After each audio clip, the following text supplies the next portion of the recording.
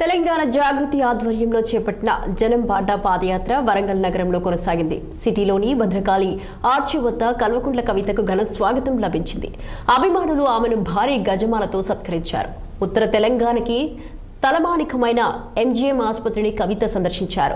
వార్డులన్నీ కలియదిరుగుతూ రోగుల సమస్యలను అడిగి తెలుసుకున్నారు. ఎంజీఎం ఆసుపత్రిలో సూది ఉంటే దూది లేదు, దూది ఉంటే సూది లేని పరిస్థితి నెలకొందని కవిత ఎద్దేవా చేశారు. వరంగల్ జిల్లాకు 2 మహిళా మంత్రులు ఉన్నప్పటికీ ప్రసూతి ఆసుపత్రిలో కనీస సౌకర్యాలని లేని దుస్థితి నెలకొందని ధ్వజమెత్తారు.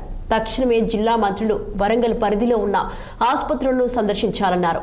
జాగృతి ఆధ్వర్యంలో తెలుసుకున్న సమస్యలకు యాక్షన్ టీం ఏర్పాటు చేసి ముందస్తు కార్యాచరణ చేపడతామన్నారు కల్వకుంట్ల కవిత.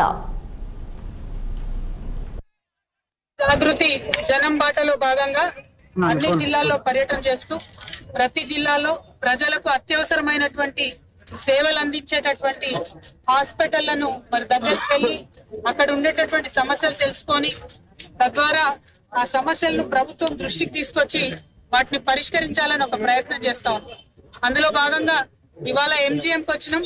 మరి హనుమకొండ వరంగలే కాకుండా అనేక ఇతర రాష్ట్రాల నుండి కూడా పేద ప్రజలు ఎంజీఎంకి వచ్చి వైద్య సదుపాయాలను ఉపయోగించుకుంటా ఉంటారు.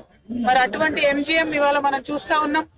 ఇదివరకు తెలంగాణ రాష్ట్రం వచ్చిన తర్వాత మరి ఇప్పుడు ఉన్నటువంటి ఫెసిలిటీ సరిపోదు, కొత్తది కట్టుకోవాలని అనుకున్నాం.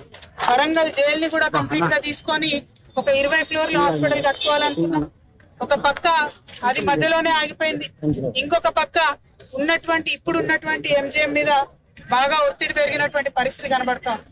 అన్నిటికన్నా ఘోరం ఏంటంటే ప్రజల వద్దకు ప్రజాపాలన పేరుతో వచ్చినటువంటి ప్రభుత్వాలు మరి కనీసం హాస్పిటల్లో ఏవైతే రెగ్యులర్ గా మెయింటెనెన్స్ ఛార్జీలు ఇవ్వాలో దాన్ని హెచ్డిఎస్ అంటారు. ఆ మెయింటెనెన్స్ ఛార్జ్ కూడా ఇవ్వలేనటువంటి పరిస్థితి ఉన్నది.